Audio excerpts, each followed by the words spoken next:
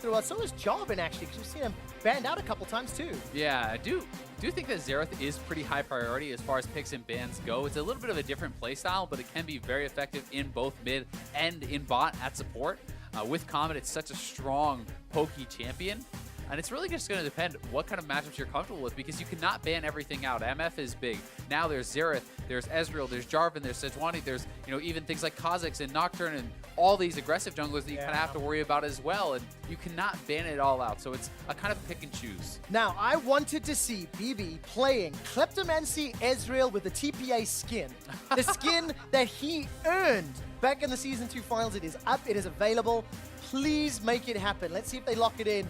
If not, it has to be a high priority option for SEA. Certainly could be. A little bit surprised, I have to say, by the first pick, Ryze, that high of a priority on this champion. Yes, it is still a strong champion, especially if you are looking to kind of pair up with your jungler.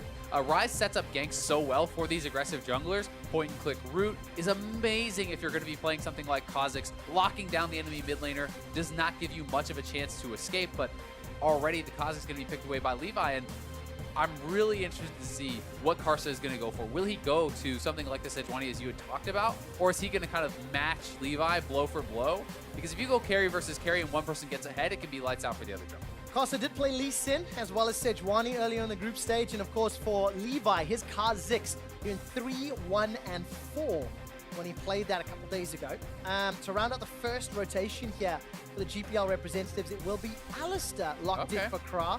Once again, kind of that front line. He's played Leona and Shen, so likes to be those more engaged frontline style champions. Yeah, and while Comet and Poke is really popular from support, hard engage is very strong as well. Aftershock, Guardian, these masteries have been so powerful coming from the bot lane, and I also think that Alistar in the CC can be very strong into someone like Ryze, because this is a mid to short range mage, is someone who has to be up in your face in the team fight and who can be very vulnerable to the CC, and you might just get your dream. Please, it's looking like it's going to be the BB Ezreal. If he does not use the TPA skin, You're going to have to report this guy. I think we'll have to get the refs in and actually make some sort of change here. But yes, I cannot believe in the game 1 of the semi-final, Ezreal, Sejuani, Ryze. I really like what LMS are putting together here. I think there's great power, multiple stages. You've got a great front line already. And the answer is Sivir. What do you make of this so far? Well, I think it makes a lot of sense. Sivir, one of the ways you can kind of deal with Ezreal is simply shoving him in. You have the spell shield to deal with some of the Q poke, and if you can keep your men up, you can kind of control the lane, push it in. You have the Sivir ultimate to actually speed up the Kha'Zix, the Alistar to push in for this sort of engage, but I do think Ezreal makes quite a lot of sense as an answer to Alistar as well, because you have the phase shift, you can avoid some of this, and you can really look to absorb that, kind of kite it back, have the Sejuani as your front line, and already a pretty strong core for both teams. Do slightly different things, but it'll be exciting to see where this next phase of picks and bans goes through. Sword Art's had his Leona taken away. Let's start theorizing, what does Patrick want to lock in? I mean, Xerath is still open and available. You can kind of keep your eyes at arm's length. But what other options are there for him? Patrick has played the Malzahar and the Ryze. Malzahar's banned, Ryze is already picked. Yeah, Malzahar is banned, Ryze is taken away. There are things like you can go for a LeBlanc, you can even go Cassio. People used to like playing that matchup quite a bit, and Cassiopeia still can be very strong. We have seen still the long-range mages, things like Vel'Koz, which is getting taken away, but Xerath as answers as well. I do think even some assassins can be quite strong in the preseason. I've seen quite a bit of things like Katarina. So I think there are a lot of options on the table. It just depends, what is the team style going to be? Do you want to commit to multiple assassins, multiple people jumping in? Because if you're not drafting some sort of a control mage, then you're already very committed to an all-in style with the Sivir ultimate, with the Kha'Zix, and with this sort of play. Well, one control mage banned away. There goes the Xerath as well as the Vel'Koz. There's actually 2 technically, I guess. The fact that Patrick has got a teleport in his summoner spell, maybe that indicates something like a LeBlanc that you could play with TP? Certainly possible. You also can obviously swap it up. I do think that Kassadin actually quite strong in preseason. That's another good answer here against the Ryze.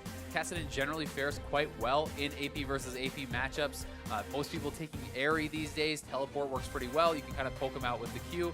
But one of the big issues here is the really low wave clear for Kassadin. So if you can actually push them in, as the Ryze is known to do, if your side lanes start losing, your mid is going to get sieged very early on. So it's extremely important for Sivir, for Alistar, to hold their own in the bottom lane, because if Ezreal and Janna show up early to mid lane, Kassadin really has no answer to that siege, and the turret could be going down quickly. And that will just unlock LMS to allow Caster to roam, invade, take control of the GPL jungle. Let's see if they can defend the towers. Janna is the phase 2 lock-in here for LMS. It was a hover on Camille. Now, Jisoo, of course, has been playing the carry style all tournament. He's played one tank in Sion. Then he's had Jace, Camille. Jace is open, and he's obviously played some interesting ones in those 1v1. Kennen also available. People have been expecting Spellbook Kennen for a lot of this tournament. It's a very strong answer to Gnar if you wanted to go for it. But it's going to be a Kali. Ooh, I like it. We're getting some spice in the first match of the semifinals here at All-Stars. And Akali is not something we have been seeing in competitive for quite a long time, but for quite some time, at least even in North America, some of the tops have been practicing it, feeling like it was pretty viable. The early stages for Akali famously can be pretty rough. Yes, you can use the Shroud defensively to try to keep yourself around, but really you don't have many options pre-6. Once you hit 6, once you have those ultimates that have the dash charges, you can start really going aggressive onto someone like this Gnar, and we could see Levi playing around it because there's so many dashes that Gnar cannot really escape from a very strong Akali. But if you get behind, you start being pretty worthless, and you're picking it into a Janna as well, which is going to disengage you in the team fight. Azale, that's the whole comp.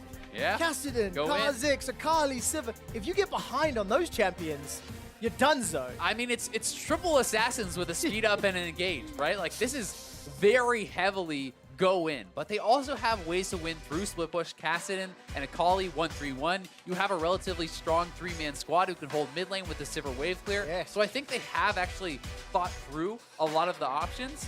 I will say, though, as far as a straight-up 5v5, unless SEA is very far ahead, the LMS comp is just way too solid. I don't think that you can beat that team in a straight-up 5v5. I think you have to spread the map. I think you have to get picks. And it's going to be so difficult dealing with this Janna. If everything has to jump in and they use their dashes and Janna's just like, get dunked, mate. We saw how powerful Janna was at Worlds.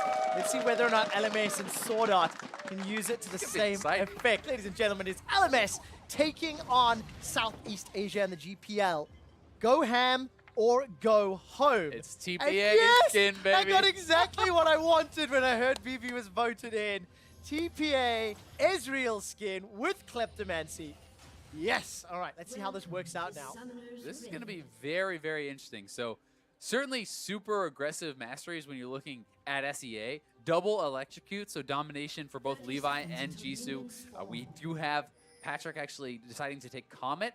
So that is a bit more atypical, but you still can hit confirm with your E because that is a slow onto the rise, which will allow you to get that down. But I do think a lot of this is going to be about how the early game goes for SEA. You have very little safe wave clear outside of the Sivir, so if you do fall behind, if the Akali and the Kassadin are getting sieged on, it's going to be bad. But at the same time, if you can get going and get out to those side lanes as the assassins, one of the best champions from the jungle to actually assist in that split push is the Kha'Zix. Because if anyone tries to come in and 1v1 you, the Kha'Zix can be right there. You can knock them down and start taking turrets.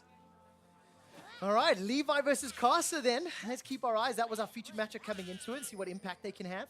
Obviously, Levi's going to have slightly more options in the early game, as you've mentioned, Azale. And we saw how powerful that stealth can be over the last 2 days. Defensive starts here. Both squads, I mean, BB's pushing up in that minion line. Going to have a couple extra seconds.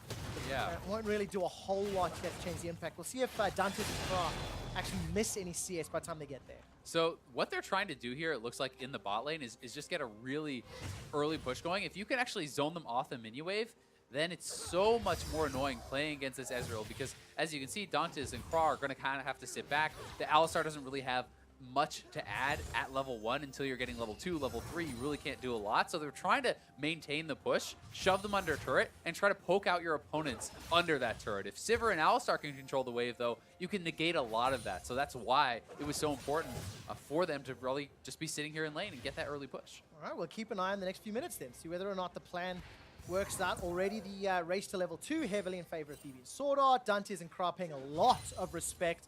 Not even an XP range for these last few minions. Yeah, this is actually pretty interesting too. So Sword Art is starting Spell Thieves and W. There are some builds where you actually go pretty heavily into AP Janna, like you're actually getting an early Frostfang. You can max W for the Harass, and he is playing Airy, but you can go even more extreme with Comet to hit confirm that. But like, look at the damage. It's actually pretty high. People don't consider Janna to be one of those aggressive champions, but when you're playing against someone who cannot retaliate, you can actually go for these W maxes and see what you can get done in lane. I like that. Ranged into melee. If they can't hit back, just keep slapping them. keep Why are you slacking. hitting yourself? Why are you hitting yourself?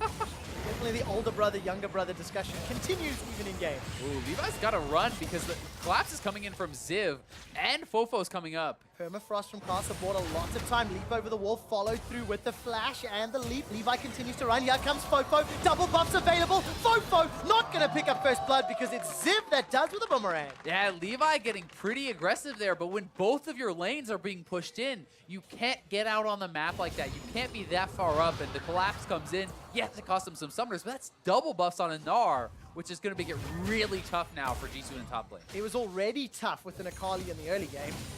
Now he has to deal with mini Gnar with red and blue buff. We'll keep an eye on how he farms over the next sort of 5 or so minutes. But as it stands, the wave a little bit in Ziv's favor as Jisoo's just going to use that Mark of the Assassin to farm. Yeah, here it is again. So Karsa already knows that Levi is around there because he sees the scuttle. Levi's trying to clear out the blast cone to kind of protect his top laner there so that Karsa does not have that as a gank path, but both the lanes are pushing for the LMS. The collapse fully comes in from Ziv, from Fofo. They know they can go from this, flash over, and get that kill. Very nice collapse from all of the LMS. Really, really well played. So, early advantage, 800 gold. Assists on Karsa and Fofo. It cost a number of summoner spells, so if Levi can find an opportunity, that'll be good. He's forced to run, though. Gets that scuttle crab before leaping to safety. There's no further follow-up after that. Yeah, definitely not. And it is one of the kind of limiting factors when you're playing this aggressive jungler and you want to be out there, you want to be doing stuff. If your lanes are losing, it's sometimes hard to actually be aggressive. You can't really get in the face of the Sejuani, even if you feel like you can win the duel. So that's something that is kind of working against them. Yeah, you really need that support. If you're going to be playing in the enemy jungle or, as you say, picking a fight, look, keep an eye on like, how the lanes respond as well. Patrick, every time we look middle, Fofo is just running forward at those rune presence and overloads over and over and over. It certainly is, but one thing that is going to be kind of nice for the SEA is there is certainly an opportunity to capitalize on the fact that Fofo used both his summoners, and all he got for it was the assist. He did not get the double buffs. He did not get the kills. So you have Patrick, who has the teleport still. He has his flash, and when he hits 6, there's certainly possibility to actually go for one of these kills with Levi coming in, with Casted and Rift rocking forward, and we'll see how Fofo is going to be able to play around that, and if Karsa is able to keep him safe through vision. Yeah, Patrick, of course, going to be playing a mana game a little bit later on. Got himself that Transcendence. Do that more and more frequently. Fofo keeps spamming out those Connets, gets Patrick down to 50 HP. Flash not available, remember. Fofo can't chase any further. Would have been risky, and Patrick farming relatively well, but he stays alive. It seemed like Fofo kind of underestimated how much damage he was going to do. He was actually stepping backwards, and then, I mean, he might have had Patrick with one more auto, one more E. Would have been very close, but Patrick does stay alive, still has his TP, and he's actually going to kind of greed it out to push one more wave. This is pretty risky, but he does have wards on both sides, so he's feeling comfortable that Karsa is not around, and we'll be able to probably get a pretty nice buy here. Has a good CS advantage, and that is something that is really working well for SEA. You've also got to give credit to Jisoo, who, despite the fact that Gnar got double buffs, and he's in a melee versus range matchup with a weak early game on this champion, he's pretty well even on CS once he picks these up. Yeah, we haven't seen any of the trading patterns here, so whether or not Ziv was playing super aggro or not. But like you said, you know, all kudos to Jisoo. He's come back into lanes at Hextech Revolver and gonna dash forward already with that Shadow Dance. Got himself a couple of stacks. Crescent Slash out, one more R. Forces the flash away from Ziv, and you've got to respect that damage. Exactly, and that's what I was talking about in Champ Select.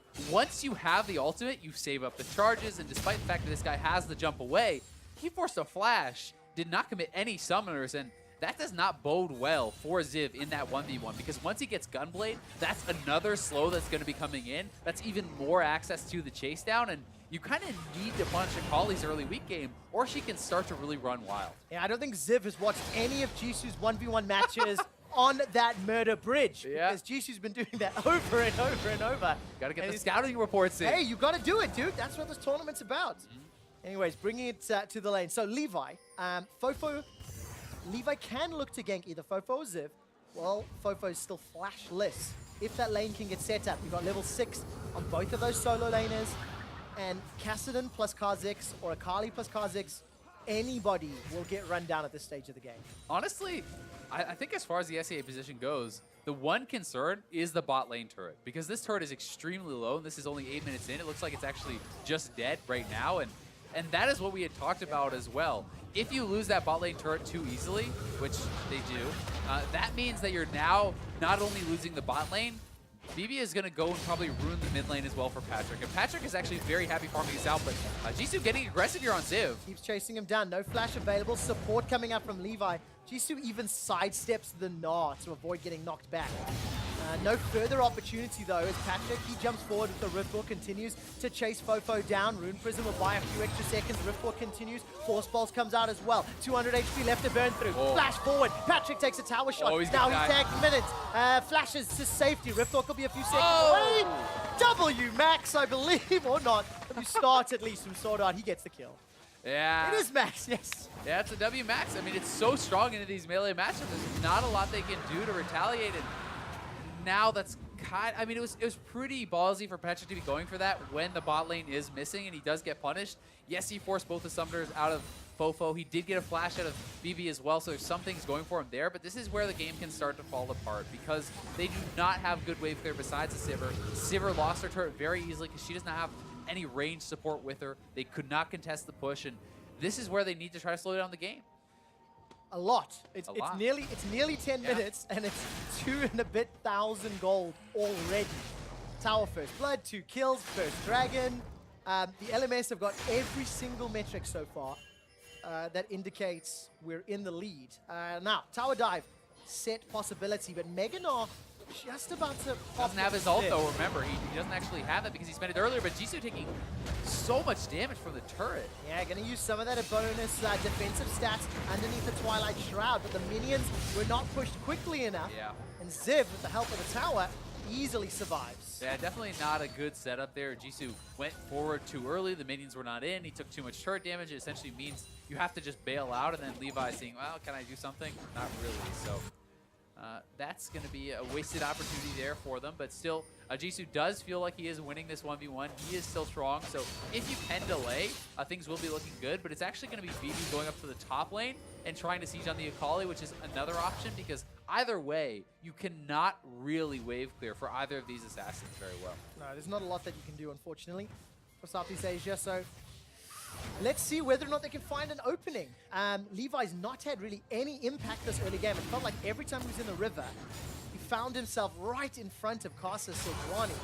And look at the mini-map now. Great deep vision setup by Casa in that top quadrant. That's going to allow BB and Sword Art to push for days. Thank you, observers, highlighting it. And it's going to give the LMS region all the information they need to play safely. Certainly is, but Dantes and Kron did see that BB was up top, so they're going to actually match this lane swap. I think that is certainly the right idea. You want to try to keep your Akali in this isolated 1v1 against the Gnar. Try to keep the Kassadin farming well against this Ryze, and you know they have given them the opportunity to do that for now, but it's going to come down to can Dantes actually wave clear enough to kind of keep this safe. And Levi is coming down, so if Jisoo can heal this up a little bit, they could actually look for it. Oh, he's got himself the Cutlass for some life steal. Oh, nice dodge Very with the good Shroud. dodge.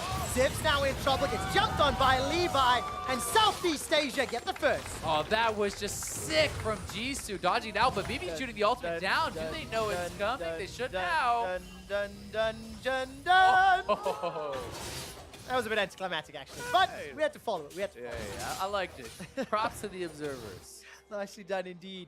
All right, so Southeast Asia, they've got 1 on the board. There's 2 at risk of being caught out, and Fofo's coming for the dive. Look at that damage from the Klepto Ace. Already got Sheen and the Manamune starting to stack up. Another they're stack. keeping in. The Kassadin's coming up too. but simply too late. BB takes a tower shot. That's the first kill of the fight. Oh, here comes Jisoo. Dashes forward. Monsoon's going to buy a few seconds of time as Jisoo goes invisible. Gets himself another. Oh, hello, reset. this is Patrick. He gets one with the Riftwalk. Low on HP, forced to run for his life. BB's looking to run him down. Gets another kill for the LMS. Now Jisoo forced to flash over the wall. The Rune Prison, not going to be enough. Gonna lock down Krav for a few seconds longer. Some support from Levi, but it's too little. It's too late. It's a 1 for 4 in favor of the LMS. Yeah, GPL gonna lose so much there, and the turret now gonna be under pressure too. Sword Art doing a great job shutting down those assassins. They got the early kill Akali. Potential to actually go nuts in that fight, but kited out very well. Deny the initial engage there from the Janna, and the the Monsoon plus the shields is enough to reset this. I actually think that Dantes and Craw did about as well as they could delaying this.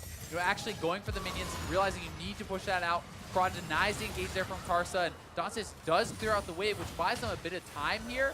But they're just so far behind the play. Their AD carry cannot really contribute too much. Patrick's already down to half HP when he comes in, and BB not even close to going down there. Look at how much healing comes out from the John ultimate, resetting the fight, and BB is just kind of allowed free reign here. He's able to chase them down, knock them out, and not much chance from there in the fight for GPI. Unfortunately not, and as we come out of the replay, it's 6 kills to 2. And Fofo with BB continue to run up to 3,000 gold lead. When we look at the minimap, Ziv still defending down bots and BB pushing up top. And Fofo, no one really able to stand toe-to-toe with him. He's just shoving in that mid lane. It's all just gone really well for LMS. The early game has played out. The bottom lane won, I don't want to say as expected, but they took advantage of the situation right from that level 1. Yeah, I mean, I would certainly say it's, if the Janna is going to go W max and in these sorts of builds, I think it was a very intelligent adaptation going against an Alistar who, well, even if he tries to engage, you can deny it with Tornado. If he doesn't, he's just going to be getting poked out. So they kind of drafted a relatively weak lane into this, and unless Sever can push that out, unless they can maintain the shove, you can't keep your turret alive. And that's really where the main problems have come from, because both the solo lanes were doing well in the 1v1. Levi was farming, things were going okay, but it's just got to be slow it down. It's the same game plan. We'll see if Ziv can get a kill here. So much damage from Levi. That ultimate Oh! There's no armor for Ziv. He gets eaten alive, and that's a bug splat. He even gets the flash there from Ziv, too, which is going to mean he's so vulnerable to getting picked off in the side lanes. It's buying Jisoo some more time. The bottom turret is low, but they're looking for another dive here on top side. 4 men, and Dantes. Ooh. Well, that's a daunting situation to be in. The Realm Warp, in a 4-on-1, it'll at least allow a Mountain Drake, which is a pretty big pickup. Yeah, it's actually being traded this time, so some good things going on for SEA. Because Levi got the pick, it means they get the turret on the bot side, they get the dragon on the bot side, they're pushing up in mid lane, so really not so bad for the SEA, all things considered. It's 1-for-1 across the map, it's a turret trade and a dragon, and they're pressuring mid lane here too. Actually looking pretty good. Yeah, not too bad. SEA not out of it yet. It was starting to feel like it could be. It was starting to feel like that snowball was becoming a boulder that would be insurmountable. However, open map, couple of towers down, and actually some very squishy champions. If LMS don't keep up that vision, they can just get shut down. We saw how quickly Ziv died already. Yeah, certainly, and I'm a little bit surprised, though. Well, Patrick actually going aggressive here, but he had no vision to do it. Yeah, a lot of damage being put down. He's going to Rift Walk over the wall. I think Flash used as well. And just that little kleptomancy for BB. He picks himself up. A potion is Shelly is summoned in the mid lane, and this bop should be enough to kill a tower. Yeah, this is very smart. Go and actually knock down the mid lane turret. I was going to say I was a bit surprised that they were waiting so long to do this. The SEA team is collapsing, but the turret will already be gone. You can pressure the Kassadin, take him out of his comfort. You don't want him free farming because he will become a threat later. And although this is still a very big lead for LMS, things are going as planned. You need to keep pushing the pace. You need to keep up the pressure on these turrets because you don't want the assassins taking over in the side lanes. Yeah, and of course, you cannot forget the 500, 600 CS Sivir win condition.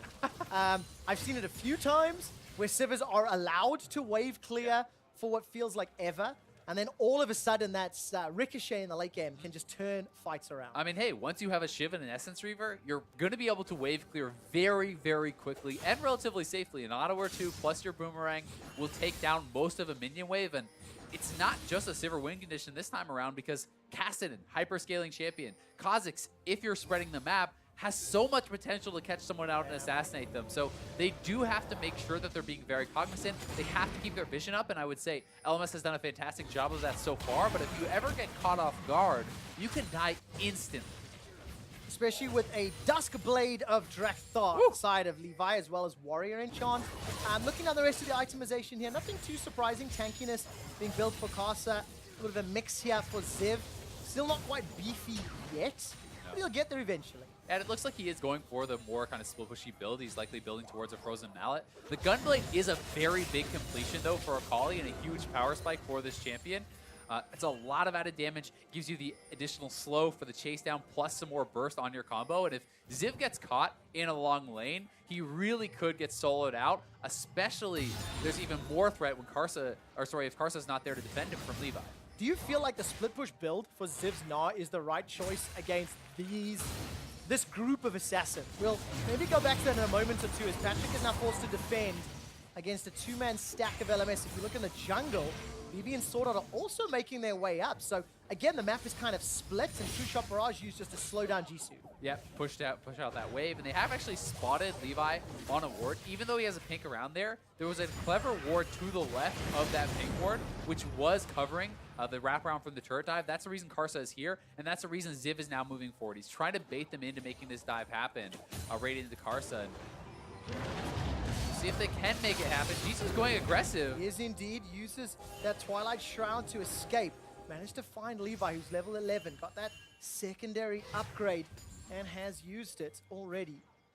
Is making his way now back into this bottom lane. They're really looking for a kill, Azael. Yep, this is what you have to do. This is the way that they can win. You're not looking for a 5v5 against a Janna, against a Sejuani. You want to get picks. You want to snowball the game in the side lanes. That's how you delay the team. That's how you take objectives. You can't just bait and 5v5. You need to get a kill, spread the map, pressure turrets, and that's what SEA is looking to do. And as far as your earlier question about is it the best strategy for a Gnar, it's tough to know exactly how to itemize when there's a physical damage assassin and a magic damage assassin that are both going to be coming for you. You could say, well, build a Spirit Visage, try to survive and just kind of delay against the Akali. But, well, if Levi comes in here with the Dustblade and just is shredding you down, that's very risky. So he is building just max HP, which is going to be some general defense against both of them. And the Frozen Mallet does give him some survivability and ability to chase down Jisoo if he kind of fills the all-in. So I think it's a reasonable choice. You could certainly make the argument to build straight up tanky and try to flash for a team fight, but SEA probably doesn't want to give it to you anyway.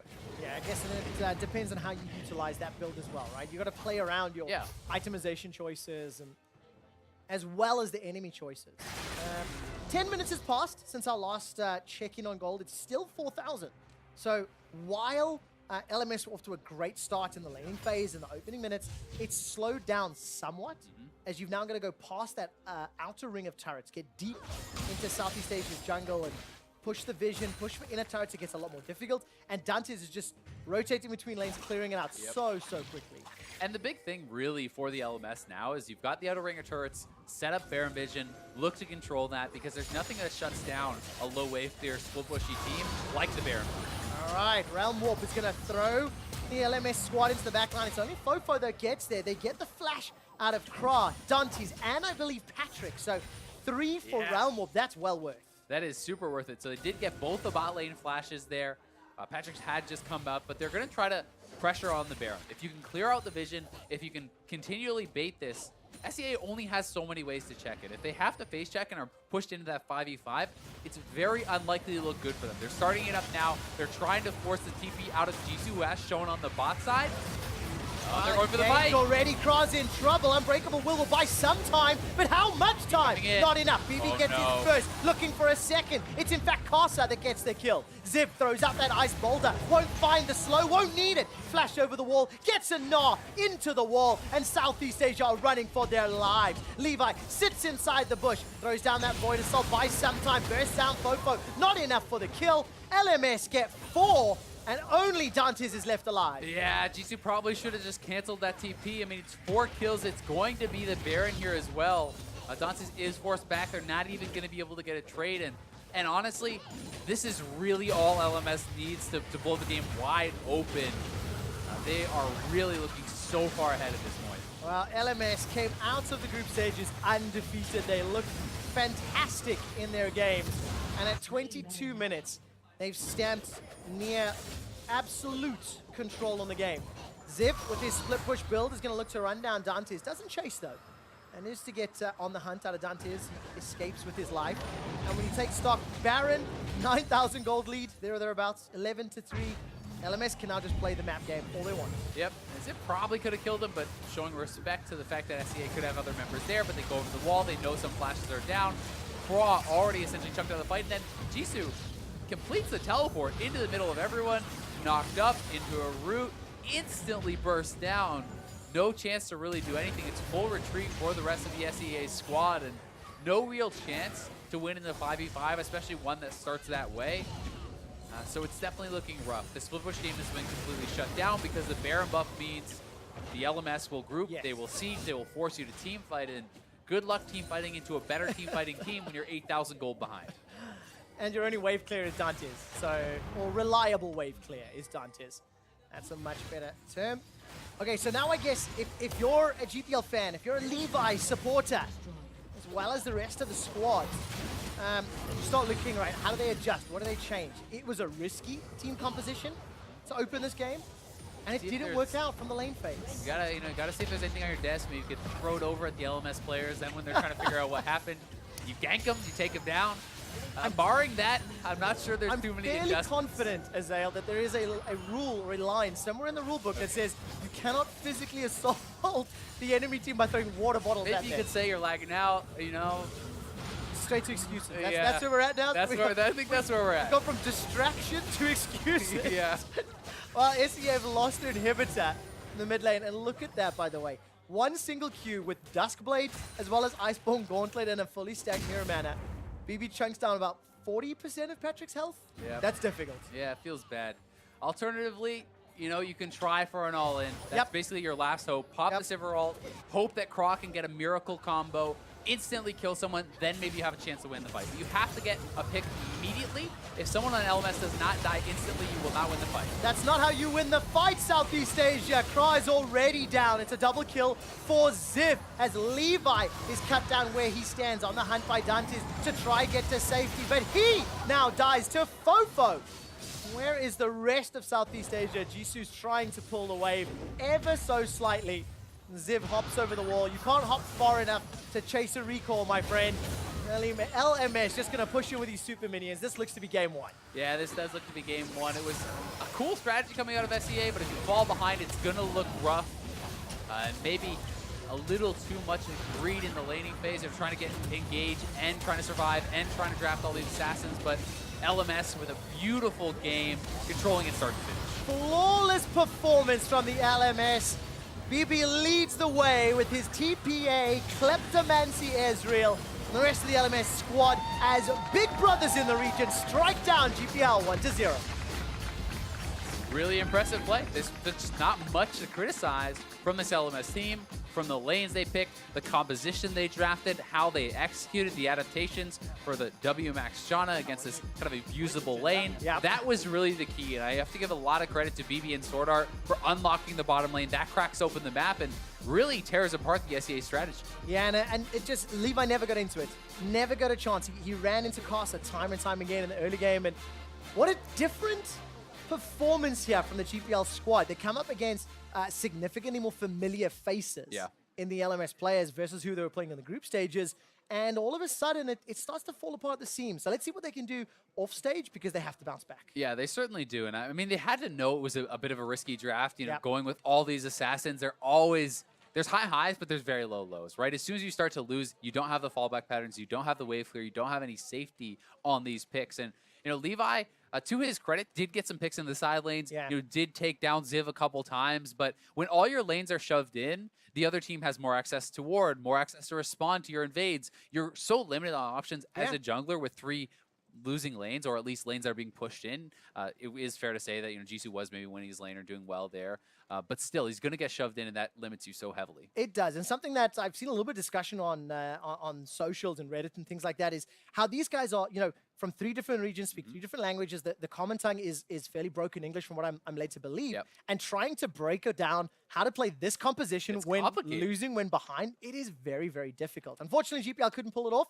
We'll see what they do in game 2. Before that, though, let's send it over to the analyst to break down how LMS won game 1. Thank you very much. Quick shot. Victory in favor of LMS here to kick off the day. I want to take a look at Champion Select immediately, though, because some very interesting things coming through for the side of Southeast Asia here in the draft. So they said yesterday that they weren't doing very well in scrims, and they decided we're going to try like solo queue. They beat NA with that. So today they're like, you know what? gonna do the same thing again. Everybody pick assassins, so that everybody grabbed an assassin, and that is difficult to execute versus a team like the LMS. Like I said in the opening, they've been doing these standard team comps with a front line, protecting their back line, and we saw how it plays out. I mean, I think it still made a lot of sense, especially the Kali last pick. I think was really smart for Jisoo up in the top lane. He could try and win that lane, and It made a lot of sense. he could have won that lane. Castellan as well against Ryze is not a bad matchup specifically for Patrick. So I think the solo laners were set up to do okay. Problem is in solo queue, it's rare you have 3 lanes doing really well. So in the bottom lane, that Sivir Alistar, not a fan. I don't know why you pick Alistar this early. I don't know why you pick Sivir, why you give Ezreal. I have some suspicions. I have a feeling that it's just because they need to cover for Dantis and Craw down there, and especially because they're looking across from someone That's like a horrible Sonar. cover. Well, yeah, I understand. lost lane. It didn't work, but I think that was because I agree with you. There's no reason to rotate Alistar that highly. It does work as a takeaway for Sorter, but you had Xerath up and available. So either the teams are gambling saying no one's going to pick Xerath because it has been first pick worthy, and then you also ban Leona and Braum. So you priority pick the Alistar, you ban 2 more hard engaged supports, and you're just trying to take the teeth out of Sword Art. So some questionable picks perhaps for Southeast Asia, but there is logic behind at least those solo lane picks that came in later in the draft. I mean, I want them to continue this style because I want to see the success early and try and snowball and get a victory that way because this is an All-Stars game. This is an All-Stars tournament. Oh, is that where we are? I thought it was Wales. Take a look behind you there, buddy. All right, but hey, let's take a look at a play. Comes 12:30 into the game. The LMS 4 for 1 in the top lane. This one brought to you by Acer Predator. And like I said, I think unfortunately they were covering for the bottom lane, and Dantis may be showing why right now. The spell shield wasn't used to its fullest ability. Fish in a barrel up there. This is the kind of play that actually loses you the game straight up because not only did the bot lane die, they also then have Jisoo TP in and Patrick roaming up, and they also end up dying. At this point, Jisoo had almost completed his Gunblade. He was about to just destroy the 1v1 lane, and then he gets forced top lane with TP, and he dies as well, and the whole game is lost. But here's the thing. I'm not going to put all of this on, the top lane going wrong or the bottom lane going wrong, because Levi made the decision putting on the bot lane. to invade when all of the lanes were pushing. He got called out. He got hit with first blood, and the thing is yes, that first blood didn't necessarily snowball to the bot lane getting destroyed, but they were getting shoved under. If Levi had instead directed his attention, worked with that Alistar, and tried to push back on BB and Sorter, maybe it's a different picture. Alistar did more damage to champions than Sivir. See, that's not how it's supposed to be. That is not how That is my analysis here. I love it. No, it was fantastic analysis. So as you've identified the bot lane being the weak link or the issue here for Southeast Asia, yes. And we mentioned perhaps, this idea that you need to cover for them. What do they draft in game 2 to make sure that that bot lane is entirely covered for while the solo laners can gain whatever advantages they can? Tom Kench. I think you Kench? take the Kench and you actually prioritize Patrick and Jisoo's champion pool. I think it was good that Jisoo was able to pull out the Akali, so obviously he had something in his back pocket. He felt safe getting the last pick, but get Patrick something big. Again, the Xerath fell through. There were 2 bans on the mid lane in the first draft phase, so I don't think you priority pick Alistar again. Yeah, honestly, I think you're focusing too much on lane phase as well. We already saw in the skirmish there the Janna ultimate denying Akali That's very why you're supposed to easily. stay in the 1v1 there are a lane. lot of tools here that are be drafting for team fights and these sorts of things from the LMS. So once you get step number 1 down, then we'll talk about how they can actually get step number 2. Also, don't give Ezreal over. Don't give There's Ezreal no over. reason to do that. Very, very strong champion at the moment. Do you feel that this game was entirely winnable with the composition for Southeast Asia had they purely avoided any of those team fight situations? I mean, in a perfect world where you, again, just don't have to team fight at all, sure that Kali can take over. The problem is everyone can always run to Baron at 20 minutes, start the Baron, and then you're kind of forced to TP in, and then there is a team fight. So I don't think they had the comp that could just, destroy LMS's, team fight.